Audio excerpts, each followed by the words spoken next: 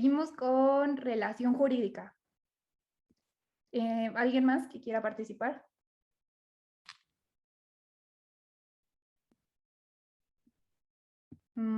Adelante, Tenorio y Escas.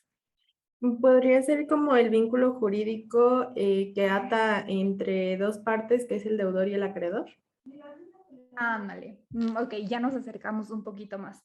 Precisamente como dijo su compañera Karen, la relación jurídica es aquella que existe entre dos sujetos, uno que se llama sujeto activo y sujeto pasivo, y en donde existe un objeto, que como debieron haber visto en acto jurídico, el objeto puede ser de dar, hacer o no hacer. ¿Vale? ¿Hasta aquí alguna duda? Bueno, No, ninguna. vale, avanzamos. Ok. Entonces, ahora vamos a pasar al tema de acciones procesales. La acción es el derecho, la potestad, la facultad o actividad mediante la cual un sujeto de derecho provoca la función jurisdiccional. Es decir, como un derecho nos permite perseguir en juicio lo que nos es debido. Y como sinónimo de pretensión o demanda, que, ojo, técnicamente no está bien usarlo como sinónimo de pretensión y demanda, pero la doctrina a veces lo utiliza como tal. Es súper importante que nosotros lo vayamos a distinguir, pero cuando estén leyendo un libro se van a poder dar cuenta de que igual se están refiriendo a otra cosa. Entonces, en este supuesto se interpreta como la pretensión de que se tiene un derecho válido y en razón de la cual se promueve la demanda respectiva.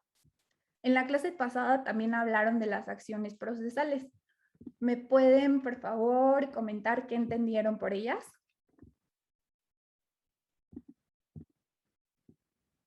¿Alguien? Carol Zamora, por favor. Sí, si no me equivoco, es el medio que se utiliza para judicializar un delito o un conflicto. Ok, más o menos. Vicente Ávila Zúñiga. Hola, buenos días. Buenos Tengo días. entendido que es el medio para judicializar un conflicto. Básicamente es la base de las demandas que inician los procesos judiciales. Cuando una persona física o jurídica quiere que un juez solucione un conflicto, básicamente tiene que iniciar el proceso judicial. Ok, más o menos. ¿Alguien más?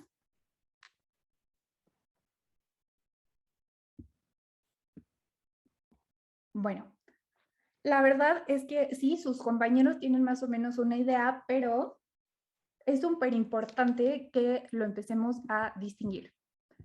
Humberto Briceño Sierra dice que la acción es una instancia proyectiva, ya que no se queda ni se detiene en el órgano jurisdiccional, sino que se proyecta a otro a ejercer, a otro tercer sujeto al que vincula y trae a la relación procesal. Es decir, la acción propiamente se compone de un derecho subjetivo y de una potestad que nos permite ir a hacer valer nuestros derechos ante el órgano jurisdiccional para que el órgano jurisdiccional ya sea que lo declare o que lo declare procedente o lo declare improcedente. Es decir, se trata de que es una relación proyectiva porque alguien que tiene un problema va a la autoridad jurisdiccional y la autoridad jurisdiccional lo va a rebotar con el sujeto pasivo y el sujeto pasivo a su vez se va a defender y lo va a rebotar con la autoridad jurisdiccional. Entonces, la acción como tal es esa potestad que nosotros tenemos para ir a hacer valer nuestros problemas ante la autoridad jurisdiccional. Ahorita les va a quedar un poquito más claro.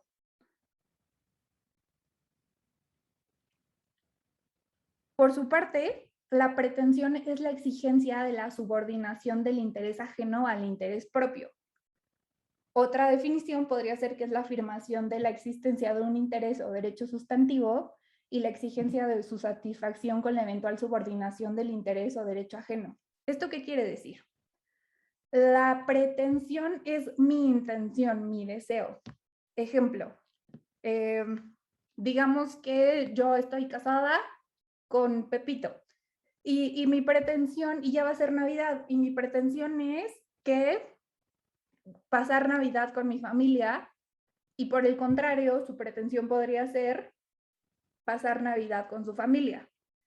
Entonces, llevado al ámbito jurídico, mi pretensión en el caso que habíamos puesto del ejemplo anterior sería que mi esposo me pagara alimentos. ¿Sí queda un poquito claro o tienen alguna duda? Vale. Entonces, volvemos a lo mismo. La pretensión consiste en la exigencia que le realiza un sujeto frente al otro. Si el sujeto se opone, es cuando comienza el litigio. Y si no se opone, es decir, se allana, no hay conflicto. Ahora, como habíamos dicho, cualquier conflicto no necesariamente va a terminar en una demanda judicial, porque ridícula me vería yo yéndole a decir al juez, oye, juez, decide en qué casa vamos a pasar la Navidad.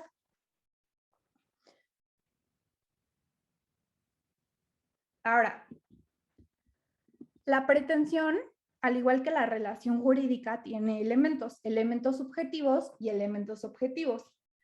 Los elementos subjetivos son aquellos sujetos que intervienen en el proceso, que en este caso sería el sujeto activo,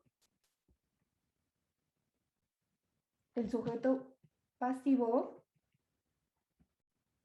y la autoridad judicial.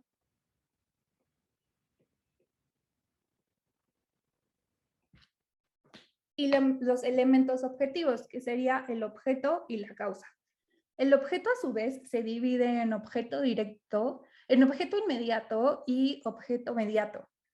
El objeto inmediato es el tipo de proceso que vamos a perseguir. Para no meternos como en complicaciones, ya sea nos vamos a referir con el inmediato si estoy buscando un proceso civil, un proceso mercantil o un proceso penal. Y el objeto mediato es el bien jurídico tutelado sobre el cual nos vamos a estar peleando. En el caso de los alimentos, sería mi derecho a recibir alimentos por parte de mi esposo. ¿Hasta aquí alguna duda? No. Ok. ¿Qué es súper importante de las pretensiones? Cuando nosotros vamos ante la autoridad judicial, nuestras pretensiones tienen que ser admisibles. Es decir, yo puedo llegar y decir, oiga juez, Juanito es mi esposo y me debe alimentos, pero yo tengo que acreditar que Juanito es mi esposo. Tengo que demostrarlo para que el juez pueda analizarlo y decidir si es procedente.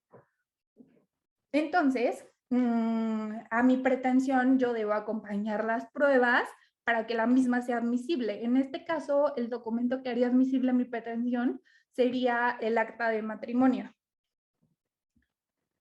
Y la fundabilidad. En materia familiar, no es necesario, bueno, todos saben que existe el principio de derecho que versa que el juez, tú dime los hechos y yo te diré el derecho. Entonces, realmente es exponer todas las situaciones por las cuales yo creo que tengo derecho a recibir alimentos. Es decir, me casé con mi marido el 5 de diciembre de 2002 y en 2005 nos separamos porque hubo violencia familiar, pero luego regresó y luego pues yo siempre me he dedicado al hogar y ya no me paga alimentos. Entonces sería como todos los hechos en los que yo voy a basar mi pretensión. Ahora, demanda y pretensión. Si se dan cuenta, empezamos como a tener conflictos con los conceptos de acción, demanda y pretensión porque los tres se parecen mucho. La demanda es el escrito en el que se presenta ante la oficialía de partes común del tribunal y puede formularse por escrito u oralmente la cual contiene pretensiones y va dirigida al tribunal para ser admitida en su caso, con lo que se puede afirmar que inicia el proceso jurisdiccional. Ahora, como ya habíamos visto anteriormente, las pretensiones no necesariamente las vamos a hacer valer ante los tribunales. Y todos los días, pues podemos distinguir a personas y grupos sociales formulando pretensiones. O sea, desde que tú vas y le pides dinero a tu mamá, o tu mamá va y te pide que laves los trastes, etc. Entonces, ok.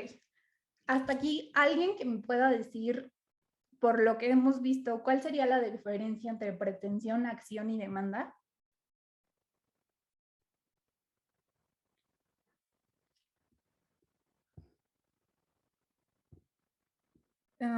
Sánchez Orihuela, por favor.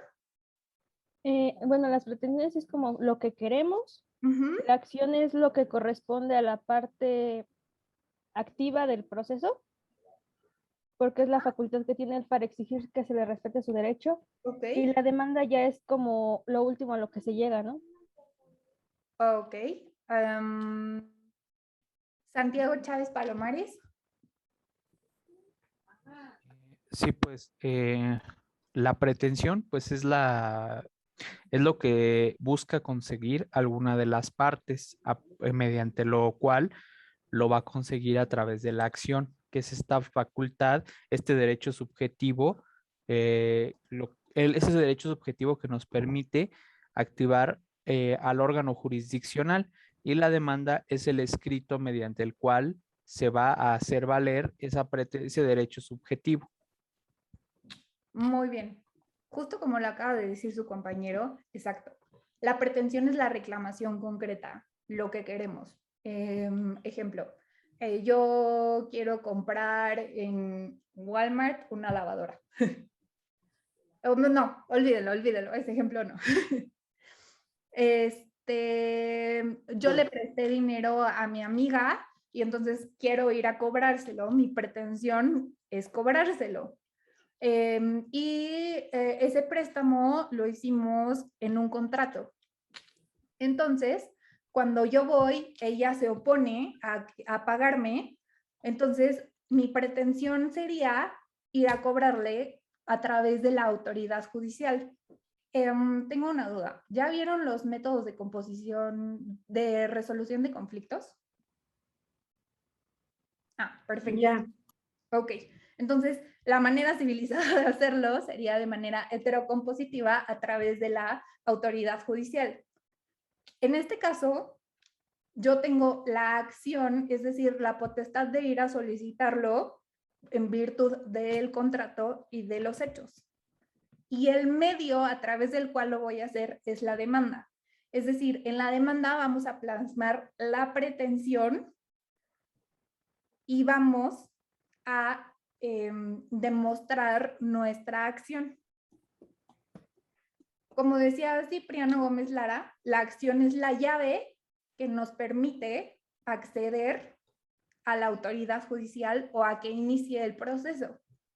Ojo, no siempre porque tengamos una pretensión vamos a ejercer la acción. La acción es potestativa. A lo que voy es, en el ejemplo de que mi amiga me debe dinero y ella no me quiere pagar y me dice, porque ahorita no tengo, porque me ponga cualquier pretexto, yo no necesariamente voy a ir a ejercer la acción. Entonces, la acción es potestativa. Puedo tener la acción, pero no necesariamente la pretensión de ir a exigirle ese pago. ¿Sí me explico? Ok. Ahora, vamos a hacer unos ejercicios para que los veamos como más en el caso concreto. Primero, Juanita le renta a Jimena un inmueble para casa habitación y convienen que el día de pago sería el día 5 de cada mes. Jimena suele atrasarse en los pagos y aunque cubre cada mensualidad, siempre lo hace de manera extemporánea. Juanito quiere que Jimena desocupe el inmueble. Ok, ¿quién me puede decir aquí quién sería el sujeto activo? Juanito. Juanito, Ok. Y el sujeto pasivo sería Jimena. Jimena, ¿Cuál sería el objeto inmediato? El inmueble. Ujú. Ok, el inmueble sería el objeto mediato, el inmediato es el tipo de proceso que en este caso sería civil. ¿Cuál sería la pretensión? El Que pago. Jimena desocupe el inmueble. Exacto. Y en este caso, con los hechos que tenemos hasta ahorita, ¿Juanito tiene acción para ejercerla ante Jimena? Sí, porque es su propiedad, ¿no?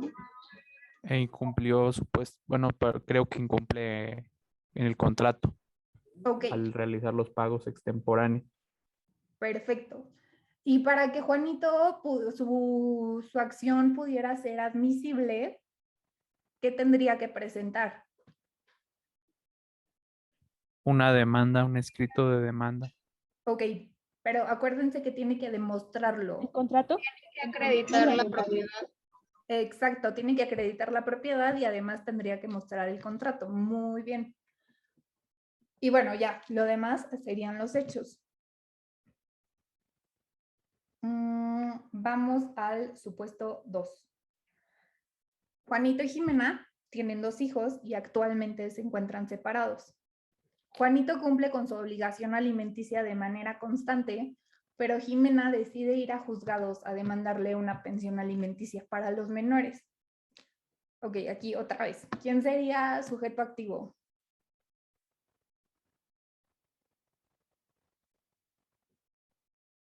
El sujeto activo es Jimena, ¿no? Sí, perfecto. Y por el contrario, el pasivo sería Juanito. ¿Cuál sería el objeto jurídico?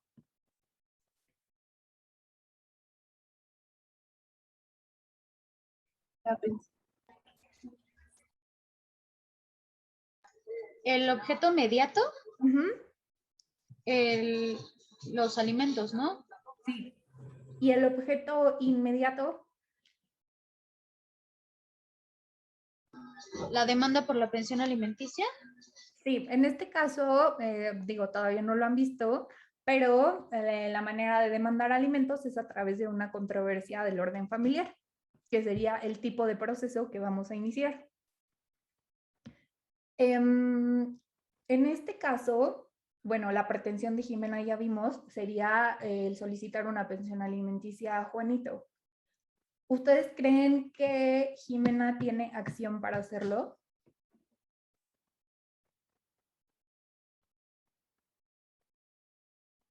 Según yo no tiene como una acción porque dice que Juanito cumple con sus obligaciones de manera correcta, o sea, no tiene, bueno, en este momento quiero pensar que no tiene ninguna acción, o sea, no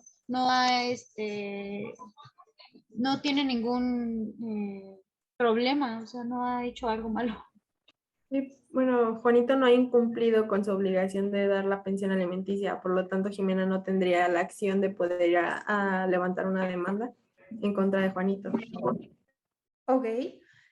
¿Alguien que no esté de acuerdo con sus compañeras? Sánchez, Orihuela, por favor. Pues primero que nada se tendría que probar, ¿no? Que si cumple, bueno, si él cumple, tiene que mostrar como un registro de que sí ha cumplido y así Jimena no tendría la acción, pero Jimena sí tendría la acción por el medio legal para establecer ya un parámetro de pensión.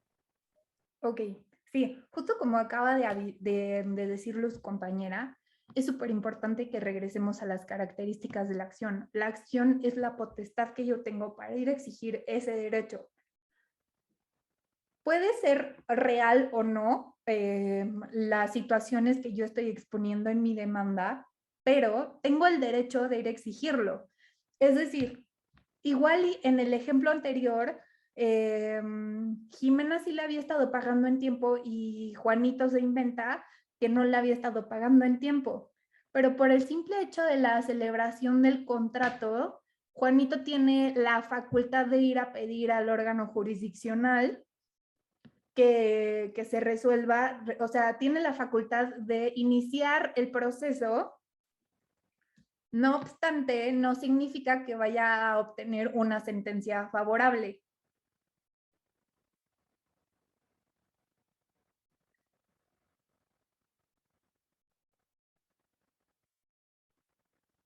En este caso, en el de los alimentos, Jimena, como la mamá de los niños, tiene el derecho, y los niños, por su interés superior, tienen también el derecho de ir a pedir alimentos. Este caso es un poquito más complicado porque así como dijeron ustedes que en todo caso el señor va a acreditar que efectivamente ha estado haciendo los pagos correspondientes, los alimentos son de interés público y orden público. Como habían visto la clase pasada, es decir, es derecho publicitario, creo que se los había dicho su maestro. Es decir, no puede quedar al arbitrio de las partes el cumplimiento del pago de los alimentos. Entonces, si Juanito llega conmigo y me dice, oye, ¿sabes qué? Yo sí le he estado pagando a Jimena los alimentos que ella dice que no le he pagado y me muestra ya sea facturas del súper o comprobantes de transferencias bancarias, yo le voy a decir, qué bueno, Juanito, pero no puede quedar al arbitrio el cumplimiento de los alimentos. Entonces, qué bueno que hayas cumplido hasta ahorita, pero yo te voy a fijar cada cuánto hay que pagarlos y cuánto tienes que pagarlos, porque para Juanito sería muy fácil el mes siguiente decir como, ay, no, te lo entrego hasta fin de mes y te doy solo 200 pesos. ¿Sí me explico? Entonces, eso es súper, súper importante. La acción puede ser no procedente, pero no significa que no, o sea, eso se va a decidir hasta la sentencia. No sé si alguna vez hayan visto una sentencia, pero al final, precisamente en el primer considerando, dice, la parte actora acreditó su acción o no acreditó su acción o parcialmente acreditó su acción, pero de que tenía acción, tenía acción.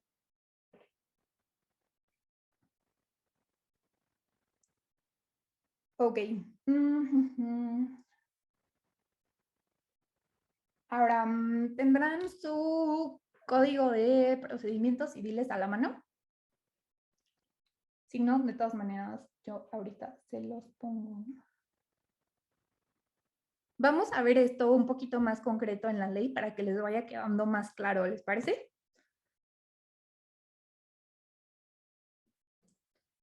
¿Quién me puede leer el artículo primero? Yo lo leo. Por favor, muchas gracias.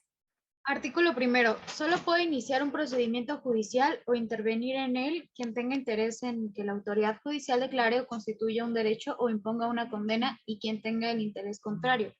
Podrán promover los interesados por sí o por sus representantes o apoderados, el Ministerio Público y aquella cuya intervención esté autorizada por la ley en casos especiales.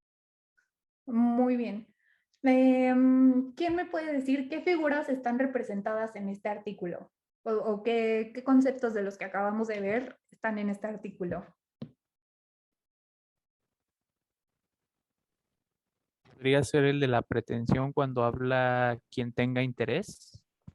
Ok, sí. Quien tenga interés que la autoridad judicial declare o constituya un derecho. Ok, ¿qué más?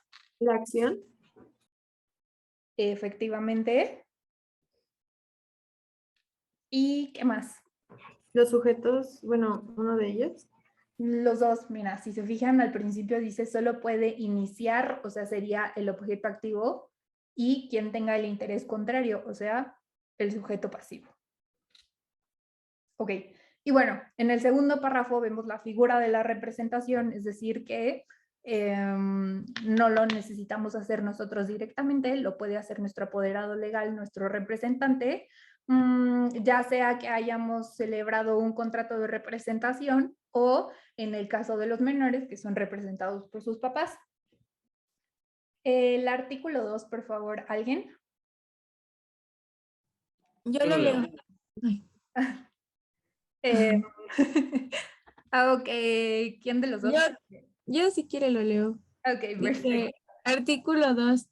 La acción procede en juicio, aun cuando no se expresa su nombre, con tal de que se determine con claridad la clase de prestación que se exija del demandado y el título o causa de la acción. Ok, de este artículo lo mismo. ¿Qué conceptos estamos viendo que está recogiendo la ley?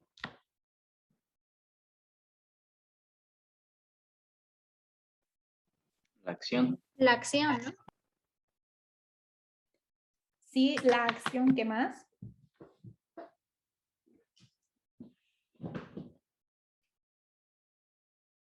Bueno, si se fijan, está hablando de las características de la acción, es decir, que tiene que, a ver, regresémonos para acá. Déjenme les busco la misma. O sea, la fundabilidad de la acción.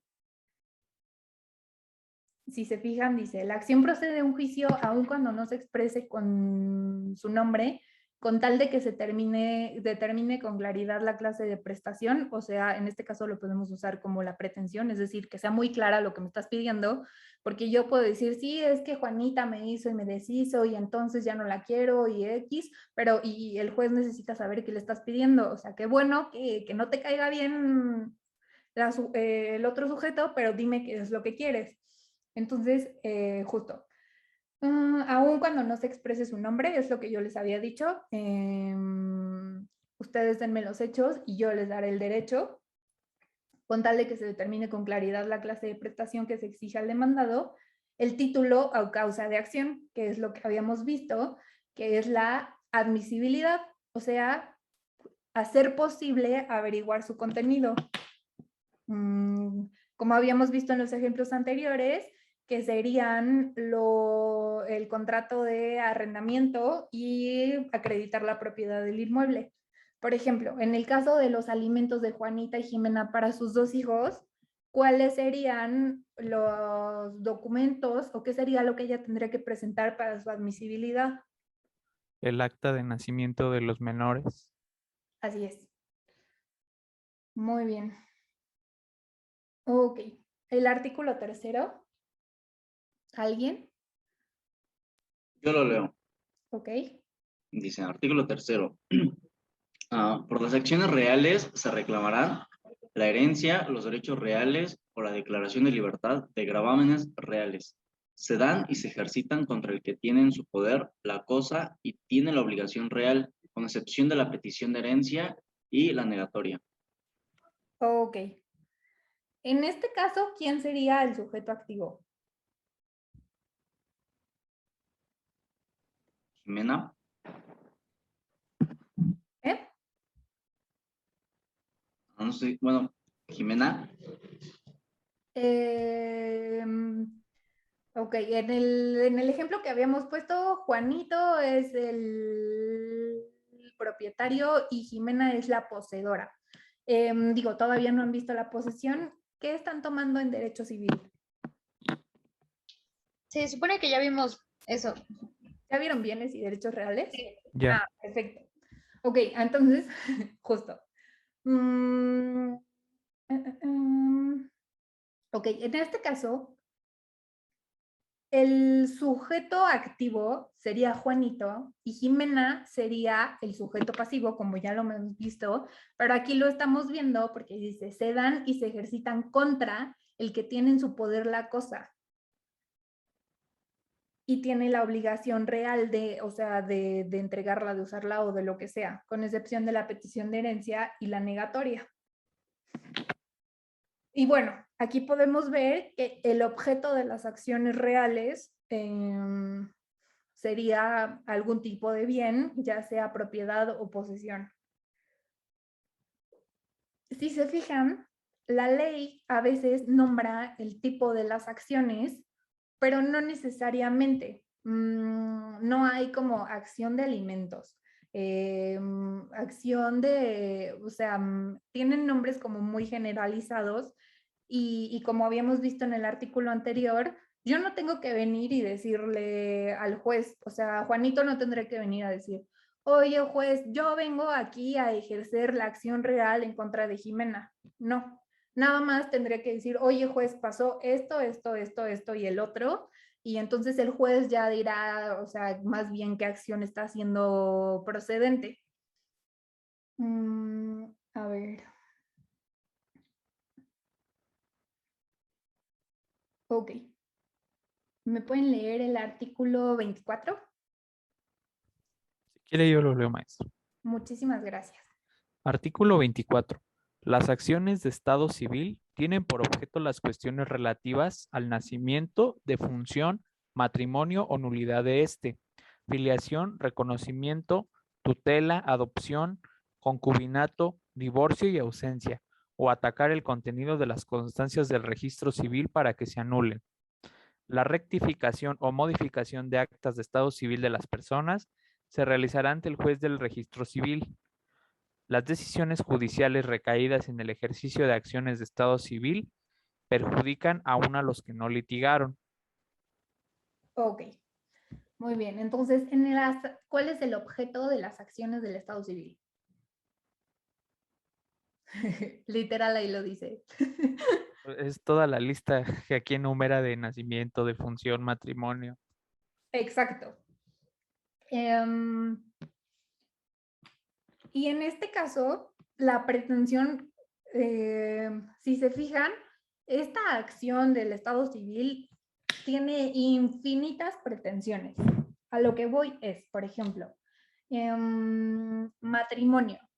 El divorcio, en consecuencia, sería una acción del Estado civil, la solicitud de divorcio, que sería la disolución del vínculo matrimonial. Las relativas al reconocimiento. Mi pretensión como reconocimiento podría ser que yo tuve un hijo, que su papá no quiere reconocerlo, entonces voy a solicitar el reconocimiento de la paternidad del señor, pero digamos que jurídicamente y técnicamente se estaría hablando de una acción del Estado civil.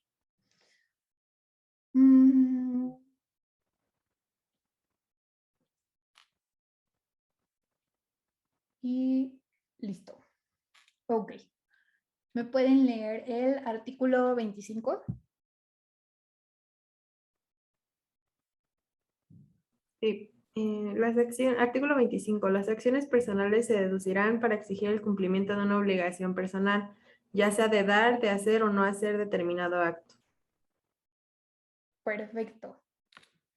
Entonces, aquí está un poquito más fácil. Aquí, pues definitivamente el sujeto activo sería el acreedor, el sujeto pasivo sería el deudor y el objeto sería de hacer, no hacer o de dar. Esta es como la acción como por excelencia en materia civil. En la mayoría de los contratos, si se dan cuenta, efectivamente, pues tiene todos los elementos de un contrato. ¿Estamos de acuerdo? Ok. Ahora vamos a hablar un poquito de la materia penal, que es diferente a la materia civil. En la materia penal, bueno, en la materia civil hasta donde venimos ahorita, somos nosotros como gobernados los que tienen la acción para ir a solicitar ante la autoridad jurisdiccional esa declaración o constitución del derecho que se nos es debida por un sujeto pasivo. Pero en la materia penal es diferente. Cuando nosotros realizamos la denuncia o querella, lo que hacemos es hacer del conocimiento de la autoridad algún hecho que es probable que sea constitutivo de un delito. Y es cuando el Ministerio Público comienza a hacer las investigaciones correspondientes. Pero él es el que tiene la acción y es quien ejerce la acción ante la autoridad jurisdiccional.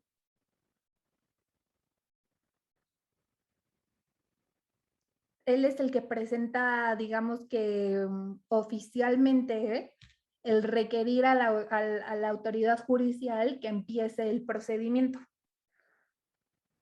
Entonces, en este caso, nosotros como sujetos no somos los que tienen esa potestad de pedirle al órgano jurisdiccional que inicie todo el procedimiento, salvo en ciertos casos específicos, pero que ya los verán más adelante. Entonces corresponde al Ministerio Público la acción.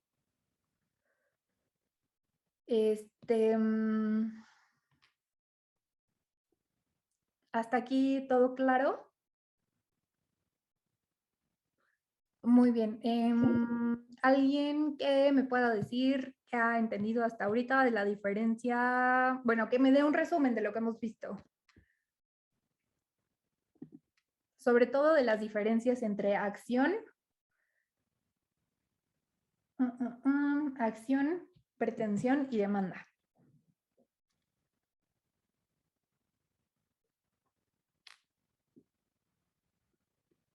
¿Nadie? Muy bien, vamos a recurrir a la lista. A ver, denme 2 segundos. ¿Está aquí Reyes, Bernacho, Ana Karen? Sí, buenos días.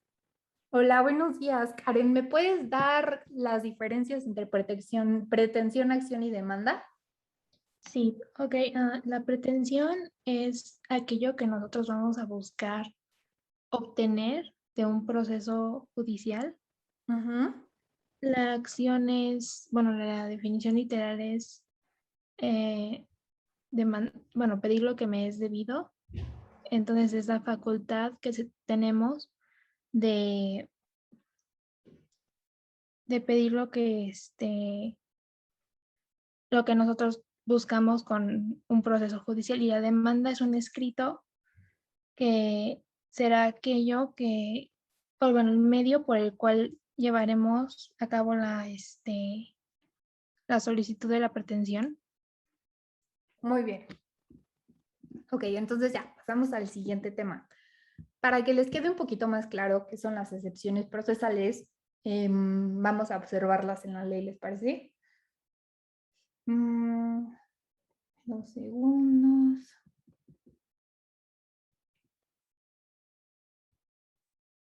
Ok.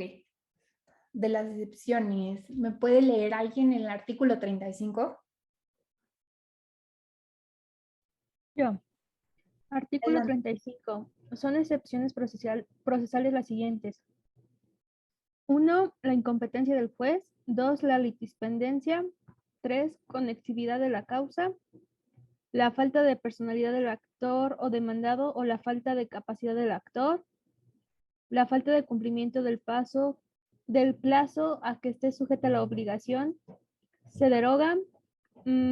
La improcedencia de la vía, la cosa juzgada y las demás a las que se les den ese carácter de leyes. Dichas excepciones se harán valer al contestar la demanda o la reconvención y en ningún caso suspenderán el procedimiento si se declara procedente a la litispendencia. El efecto será sobreseer el segundo juicio, salvo disposición en contrario. Si se declara procedente la conexividad, su efecto será acumulación de autos con el fin de que se resuelvan los juicios en una sola sentencia. En la excepción que falte de cumplimiento del plazo a que esté sujeta a la obligación, si se allana la contraria, se declarará procedente de plano.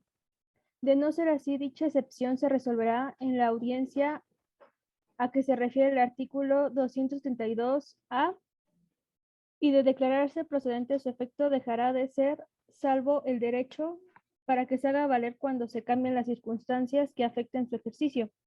Cuando se le declare la improcedencia de la vía, su efecto será el de continuar el procedimiento para el trámite del juicio en la vía que considere procedente, declarando la validez de lo actuado, sin prejuicio de la obligación del juez para regularizar el procedimiento. Ok, muy bien. Si se dan cuenta, justo como habíamos visto al principio, las excepciones procesales, la ley, así como las acciones, hace un catálogo, pero no todas están como contempladas en este catálogo. Hay algunas que están en otras leyes. La incompetencia del juez, como ya lo habíamos visto, puede ser por, ¿quién me puede decir qué determina la competencia del juez? ¿Cuáles son los 4 rubros que determinan la competencia del juez?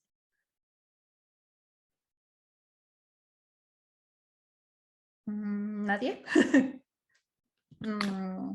A ver. Ok, ya levantó alguien la mano. Jonathan Yair, por favor. Pues, bueno, nada más me acuerdo de tres, que sería la competencia, la materia y el grado, Ajá, y el lugar, perdón. sí. Territorio, cuantía, grado y materia. ¿Se la repito? Territorio, cuantía, grado o materia.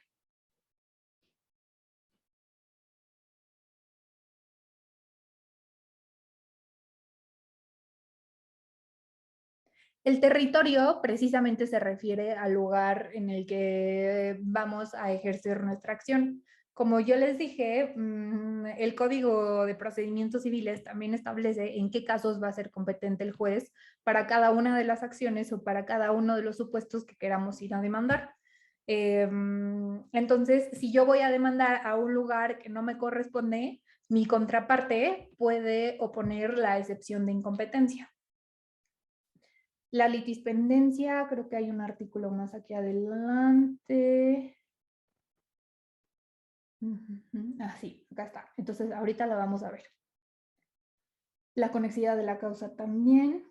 Ok, la falta de personalidad del actor o del demandado o la falta de capacidad del actor. Cuando nosotros vamos a iniciar el juicio, necesitamos tener personalidad para iniciarlo. Es decir, yo no puedo ir a demandar en nombre de Juanito a Jimena el pago del arrendamiento. Yo no tengo personalidad para eso, salvo que Juanito me denominara su representante a través de un poder o de un mandato. En este caso sería de un poder.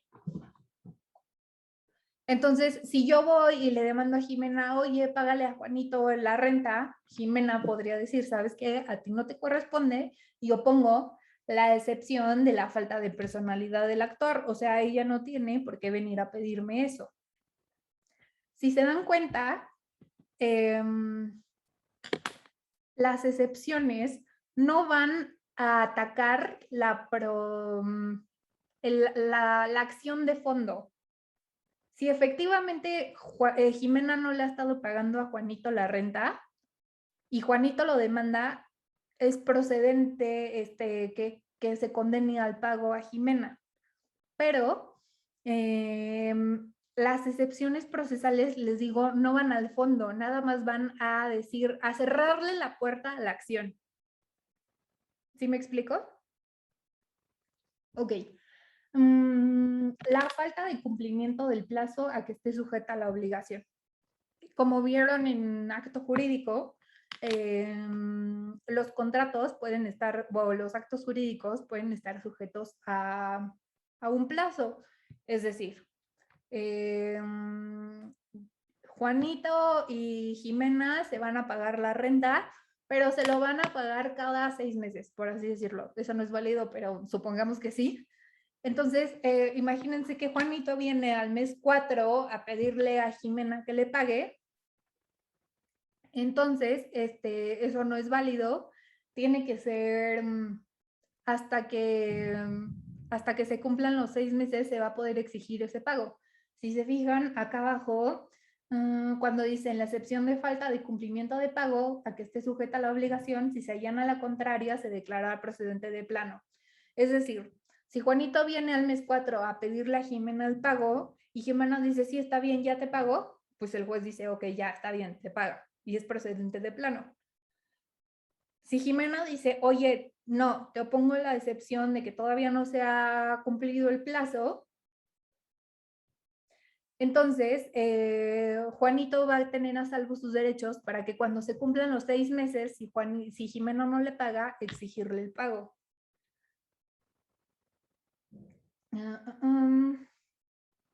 Ok, la improcedencia de la vía. En materia civil y en materia mercantil existen diferentes vías, como irán viendo a lo largo de la carrera. Como ya les había dicho, está la vía ordinaria civil, la vía de jurisdicción voluntaria, la controversia del orden familiar. Entonces, por ejemplo, yo no puedo ir en vía de jurisdicción voluntaria demandarle alimentos a Juanito, porque eso corresponde a la controversia del orden familiar. ¿Cuál es la importancia de la vía y por qué está considerada como una excepción procesal? Cada una de las vías se rige por reglas diferentes.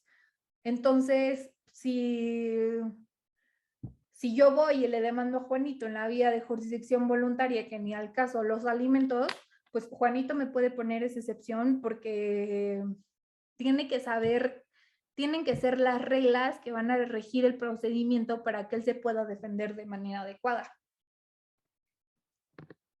¿Alguien me puede decir a qué se refiere la cosa juzgada?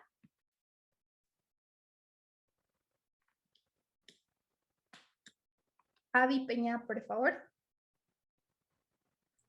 Tenía entendido que la cosa juzgada era algo que ya no podía, o sea, ya había sido juzgado y ya no podía volver a ser juzgado nuevamente.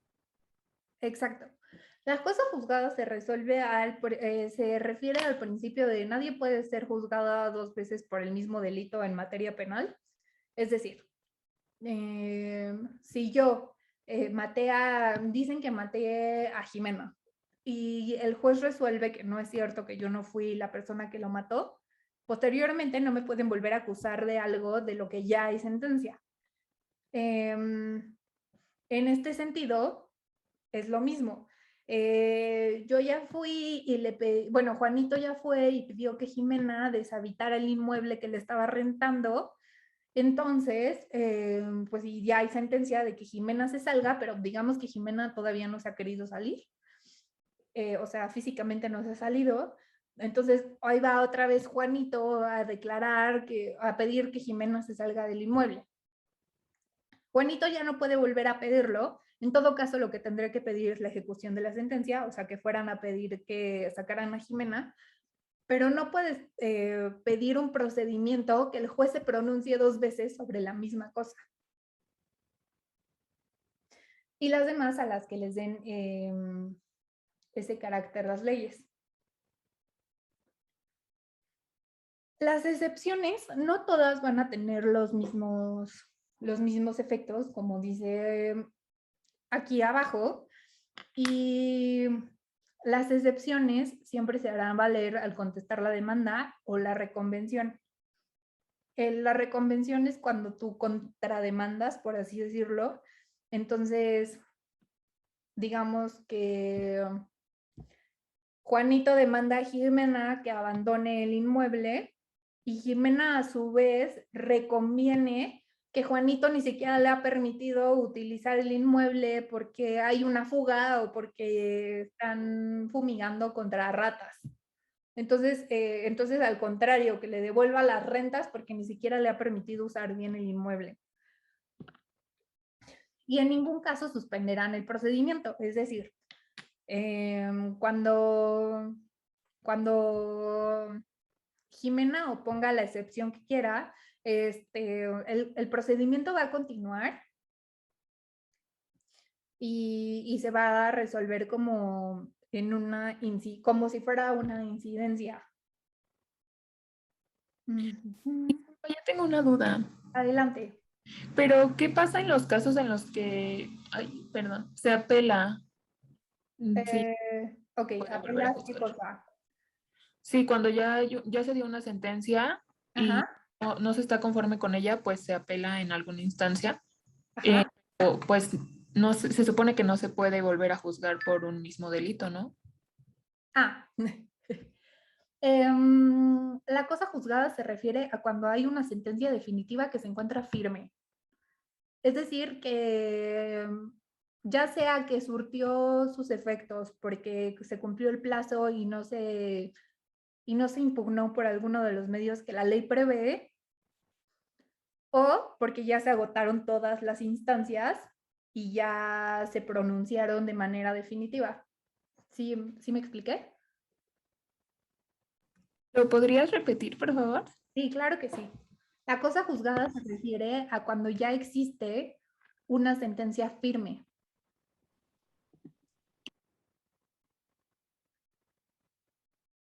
Esto quiere decir que ya se cumplió el plazo y no se interpuso alguno de los medios que la ley prevé para impugnarlo,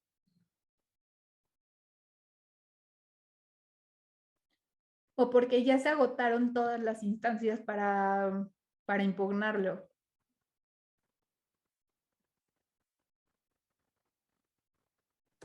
Ok, gracias.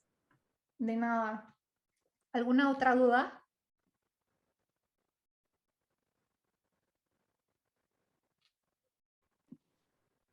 Ok. ¿Alguien me puede leer el artículo 36? Yo lo leo, profesora. Muchas gracias. Artículo 36. Salvo la incompetencia del órgano jurisdiccional, las demás excepciones procesales y las objeciones aducidas respecto de los presupuestos procesales se resolverán en la audiencia previa de conciliación y de excepciones procesales, a menos que en disposición expresa se señale trámite diferente. De todas las excepciones, se dará vista a la contraria por el término de 3 días para que manifieste lo que a su derecho convenga. En las excepciones de alta personalidad, conexidad, litispendencia o falta de capacidad procesal, solo se admitirá la prueba documental, debiendo ofrecerla en los escritos respectivos, en términos de los artículos 95 y 96 de este Código. Desahogadas las pruebas en audiencia, se oirán los alegatos y en el mismo acto se dictará la resolución que corresponda. El tribunal nunca podrá diferir la resolución que deberá dictarse en la misma audiencia. Ok. Si se dan cuenta, las excepciones procesales se van a decidir en audiencia, salvo la incompetencia, porque la incompetencia tiene un trámite diferente que más adelante vamos a ver si nos da tiempo, pero es decir, así como nuestra pretensión, la excepción también tenemos que demostrarla. Entonces, por eso mismo dice que solo se admitirá la prueba documental porque hay que acreditar que efectivamente es procedente su acción. Ejemplo, volvemos a la situación del divorcio. Yo me voy a divorciar de Juanito, pero la regla de competencia de territorio dice que nos vamos a, es competente para conocer del divorcio el juez del lugar en el que se estableció el último domicilio conyugal. Entonces, nuestro domicilio conyugal, los dos lo establecimos en la Ciudad de México, bueno, porque vivíamos juntos, y yo voy y pido el divorcio en Veracruz. Entonces, cuando Juanito contesta, dice, ¿sabes qué? Yo te pongo la excepción de incompetencia por territorio porque el domicilio conyugal lo establecimos en la Ciudad de México. Pero no por eso ya es procedente la excepción. Tiene que acreditar que efectivamente vivíamos en la Ciudad de México, ya sea con recibos de pago de luz, de agua, de cualquier servicio, fotografías, o sea, con lo que estime pertinente. Testimoniales, etcétera. El punto aquí es que justo de las excepciones de falta de personalidad, conexidad, litispendencia, falta de capacidad procesal, solo se admitirá la prueba documental. Por ejemplo, en la falta de capacidad procesal, pues podría ser una sentencia que declara interdicta a una persona o su acta de nacimiento para demostrar que es mayor de edad. La litispendencia vamos a ver que es más, bueno, si nos da tiempo, pero la litispendencia es cuando ya hay un juicio al respecto que se está tramitando. A diferencia de la cosa juzgada, que es que ya se tramitó un juicio y que ya hay una sentencia firme, en este caso ya hay un procedimiento al respecto. Es decir, yo voy y le demando a Juanito la guarda y custodia de mis hijos, y posteriormente Juanito dice, pues ahí te va, y yo voy y también te demando la guarda y custodia de los niños en un procedimiento punto y aparte. Entonces yo podría decirle al juez, ¿sabes qué, juez? Yo te pongo la excepción de litispendencia porque yo ya le demandé a Juanito la guarda y custodia de los niños antes. La conexidad de la causa es similar a la cosa juzgada y a la litispendencia, porque es un juicio que se está llevando a cabo en donde el objeto o las personas son las mismas y el fallo de ese juicio podría interferir en el fallo de este juicio, podría tener consecuencias jurídicas. Y bueno, la falta de personalidad, de pues, que me dijeran, sabes que tú no eres Juanito ni eres representante de Juanito, entonces no hay forma en la que tú, o sea, en la que tú puedas iniciar el juicio. ¿Alguien me puede leer el artículo 37? Si quiere, yo lo leo. Por favor, muchas gracias. Artículo 37. La incompetencia puede promoverse por declinatoria o por inhibitoria que se substanciará conforme al capítulo 3º, título 3º. Ok, ahí les va. No lo vamos a ver muy a fondo, pero la excepción de incompetencia por declinatoria o inhibitoria se refiere a que el trámite se va a hacer ante el mismo juez que se considera incompetente o ante el juez que se considera competente. Es decir, si lo voy a hacer ante el juez que lo considero incompetente, cuando conteste la demanda le voy a decir, ¿sabes qué, juez? Yo pongo la excepción de incompetencia porque creo que tú no eres competente, porque para mí es competente el juez de Veracruz o el juez de la Ciudad de México. O al revés, puedo ir con el juez de la Ciudad de México y decirle, ¿sabes qué? Tú eres competente para conocer de este asunto. Dile al juez de Veracruz que se abstenga de conocer del juicio. Listo, ¿me pueden leer el artículo 38? Sí, profesor. Gracias. Artículo 38. La excepción de litispendencia produce cuando un juez conoce ya de un juicio en la que hay identidad entre partes, acciones deducidas y objetos reclamados, cuando las partes litiguen con el mismo carácter. El que la oponga debe señalar precisamente al juzgador donde se tramita el primer juicio, declarar bajo protesta de decir verdad que no se ha dictado sentencia definitiva en el juicio primeramente promovido. Solo podrá acreditarla con las copias autorizadas o certificadas de la demanda y contestación, así como con las cédulas de emplazamiento del juicio primeramente promovido, mismas que deberán exhibirse hasta que la audiencia previa de conciliación y de excepciones procesales. El mismo tratamiento se dará cuando se trate de un juzgado que no pertenezca a la misma jurisdicción de apelación. El que oponga la excepción a que se refiere el presente artículo y omita manifestar al juez algún dato innecesario para la resolución de la misma o que como consecuencia de tal omisión varíe su resultado, siempre que ello trascienda al juicio, será sancionado en términos de lo establecido por el artículo 62 de este código, con independencia de las demás sanciones a las que pudiera hacerse acreedor en términos del Código Penal para el Distrito Federal. Declarada procedente la litispendencia, se sobresará el segundo procedimiento. Ok. Entonces, si se dan cuenta, la excepción de litispendencia es lo que le dije, hay identidad en la relación jurídica, es decir, las partes son iguales y el objeto es exactamente el mismo. ¿Por qué se contempla esta figura como litispendencia y por qué también está la conexidad de la causa? Porque yo puedo tener muchas relaciones jurídicas con la misma persona. Puedo haber celebrado 1000 contratos con diferentes objetos y en virtud de eso se crearon muchas relaciones jurídicas.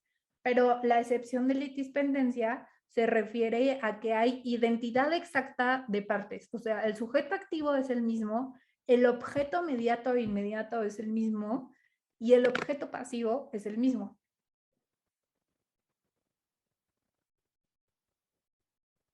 ¿Hasta aquí alguna duda? Ok. Entonces, ahora vamos con conexidad de la causa, que es muy similar para que no se queden con la duda y ya con esto terminamos. ¿Alguien me puede leer el artículo 39? Sí, profesora. Artículo 39. Existe conexidad de causa cuando haya 1. Identidad de personas y acciones, aunque las cosas sean distintas. 2. Identidad de personas y cosas, aunque las acciones sean diversas. 3. Acciones que provengan de una misma causa, aunque sean diversas las personas y las acciones. Y 4. Identidad de acciones y de cosas, aunque las personas sean distintas. El que oponga la conexidad debe señalar precisamente el juzgado donde se tramita el juicio conexo y declara bajo protesta de decir verdad el estado procesal que guarda el mismo. Solo podrá acreditarla con las copias autorizadas o certificadas de la demanda y contestación de demanda formuladas en el juicio conexo, así como de las cédulas de emplazamiento, mismas que deberán exhibirse hasta antes de la audiencia previa de conciliación y de excepciones procesales. La excepción de conexidad tiene por objeto la remisión de los autos del juicio en que ésta se opone al juzgado que previno en los términos del artículo 259, fracción primera de este código, conociendo primero de la causa conexa para que se acumulen ambos juicios y se tramiten por cuerda separada, diciéndose en una sola sentencia. Ok, hasta ahí está perfecto. Si se dan cuenta, a diferencia de la litispendencia, como les había dicho, que hay identidad exacta en la relación jurídica, en este caso hay diferentes supuestos: identidad de las personas y acciones, aunque las cosas sean distintas, identidad de personas y cosas, etc. Pero aquí vemos una consecuencia diferente de la excepción. En la de competencia, la consecuencia es que el juicio se va a tramitar ante el juez competente. En el de cosa juzgada es que se va a sobreseer porque ya no es procedente ese juicio. Y en este caso, cuando haya conexidad de la causa, los juicios se van a acumular. Es decir, el primer juicio se tramitó ante el juez 21º y el segundo juicio ante el juez 25º. Lo que va a hacer el juez 25º es mandarle los autos al 21º para que tramite ambos juicios como juicios separados, pero que al final, como es probable que una sentencia interfiera en la otra, que el juez tenga conocimiento de ambos juicios para evitar conflictos o sentencias contradictorias. Entonces, hasta aquí quedó claro por qué las excepciones no son propiamente una defensa. ¿Alguien me podría decir entonces la excepción qué es a su entendimiento hasta lo que hemos visto aquí? Correa, Salgado, André, por favor. Sí, gracias. La excepción es una forma de cierto modo, atacar la procedencia pues, del proceso. Pues no es para atacar el objeto de lo que se pelea, sino la vía, ¿no? Ok, no la vía, pero sí la procedencia del juicio. Exactamente. ¿Alguien tiene alguna duda, algún comentario? Reyes, Bernacho, Ana Karen. Sí, ¿qué era la cuantía de los jueces? Ok, la cuantía de los jueces, sí. Eso creo que lo debieron haber visto en teoría del derecho, pero bueno. La cuantía de los jueces, en materia civil, hay jueces de cuantía menor y jueces de lo civil. Entonces, cuando la prestación o el objeto, el valor del objeto excede cierta cantidad, se tiene que ir con los jueces normales. Pero si el valor del objeto tiene un valor menor, se tramita ante los juzgados de cuantía menor. Entonces, digamos que son dos juzgados diferentes y la competencia se determina por el valor del objeto a pelearse. ¿Sí me expliqué? Sí, gracias. De nada. Jonathan, Yair. Sí, bueno, nada más es para saber si nos va a volver a dar clase, profesora. No lo sé por qué. Pues bueno, porque estuvo, bueno, muy dinámica y creo que fue agradable. Muchas gracias. Cuando se dé la oportunidad, claro que sí, le diré a su maestro que me deje dar la clase.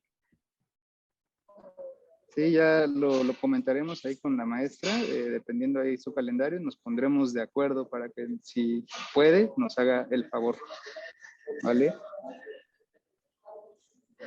Listo, muchachos, muchísimas Más. gracias. No, gracias maestra Elizabeth por su exposición. Ahí les tendremos la grabación como siempre para que puedan tener su repaso respectivo y cualquier duda, pues bueno, nos veremos el próximo viernes. Muchísimas gracias maestra por su participación, por su intervención. Muchísimas gracias a ti por la invitación.